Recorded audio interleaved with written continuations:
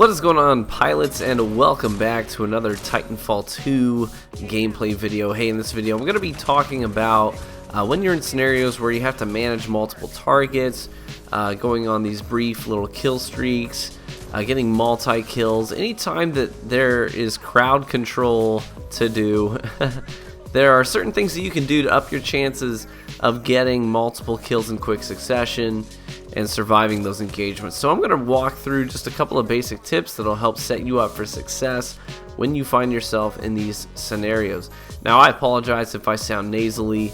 I am getting over a cold, so I feel great, honestly, but I just got to kick this last little bit of it. So first thing that I got to tell you is there are so many things in this game that are easily overlooked. You see there, just chucking that grenade. I was tagged with a grenade that slowed me down. So just to survive, I went ahead and chucked a grenade up over the truck and into the doorway. Use your grenades / ordnance. There's so many things you have at your disposal in Titanfall 2 that easily get overlooked. I know that the HUD can be moderately confusing at times. I know that I've heard people say, hey, there's just so much on my HUD, like I get disoriented by it. Well, after playing the game for a while, you get used to all these cooldowns and seeing them, and you need to get in the habit of looking down at the bottom of the screen to check those cooldowns pretty regularly so that you can know what you have at your disposal, what's available to you. So you've got your grenades, your ordnance, whatever you have equipped there. I tend to not get too fancy with it. I really like the frag grenades. And I also like the gravity stars. I don't know, use what you enjoy using. I mean, it's a video game. The whole point is to have fun. So use whatever you enjoy using there. But you've got your boost as well. Your boost is a little bit harder to overlook just because it gives you this big notification up in your face. So it's kind of hard to overlook when your boost is available to you. But don't forget to use that as well and place it well. You know, I tend to use the pilot sentry. Just because I find it good for racking up kills, and you definitely want to put it in a place that is heavily trafficked, but you don't want to leave its back exposed more than you need to, so keep that in mind as well. Also, your pilot abilities that you have, whether it's your invisibility or maybe it's your phase shift, whatever you have equipped there, don't forget to use it. It's so important to use those abilities regularly. They actually cool down pretty quickly, most of them. So definitely use those all day, every day, all the time. As soon as those things are cooled down, you should be thinking about using them. I really enjoy using, personally, my favorites. I really enjoy using the hollow pilot just because it's so good for baiting out shots and placing opponents. You bait out a shot, you throw the hollow down, and you see where the bullets are coming from. It's an instant giveaway as to where the people are, and you can make an approach and get your kills. Or if you're getting chased, what I'll do is I'll break line of sight, I'll run around a corner and then send that hollow pilot running, and then I'll just tuck against the wall in a corner, and the person pursuing me will come around the corner, see the hollow, and keep chasing it, and then just get wrecked because I'll be sitting there waiting for him in ambush. So hollow pilot's a lot of fun to use for me. I also really like phase shift. It's so good when you're in scenarios where you're outnumbered, because you can use it to get into situations like getting through doorways that are locked down, but you can also use it when you need to reload, and you've killed 1 or 2 people, you got to reload, but there's a third there. Just use your phase shift, reload your gun, come out of it, and you're good to go. So phase shift is super good for that. The only one that isn't necessarily good that I can think of, the only one that's really not that great for managing crowds is grapple. Grapple's strength is not in crowd management. It's in positioning. So good players will be able to follow you. If you're in the middle of a firefight with multiple people and you try and grapple your way out, they're just going to gun you down. Grapple's not good for when you're in the middle of an engagement. Maybe it's good for setting yourself up for multi-kill by getting you in a good position, but other than that, its strength is not in multi-killing. Another thing I would tell you is to hold your reload.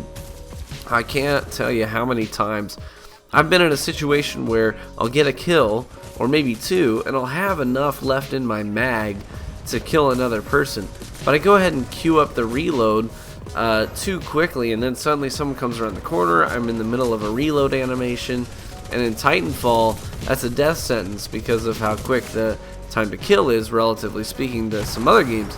So the time to kill is pretty quick. So if you're caught in a reload animation, dude, you're screwed. Another thing you see here is pre-fire. I pre-fire a lot, especially when I'm using light machine guns. So when you have a lot of ammo at your disposal, you may as well go ahead and pre-fire doorways and stuff where you know people already are. So that if they peek, they're gonna peek, and you're already, you have a stream of bullets going, so they're gonna get tagged by it. So I pre-fire a lot with my LMGs. I really enjoy submachine guns and light machine guns in this game, so those are the ones I tend to focus on. But obviously ARs can do pre-fire just as well. You know, you may want to consider getting an extra ammo perk for your primary if you're going to start pre-firing more. Another major factor is radar awareness. You always have to be checking that radar, making sure that you know where shots are coming from on the map. So that radar is invaluable. Make sure that, you know, for me personally, I glance up at the upper left hand corner of the screen pretty much every few seconds.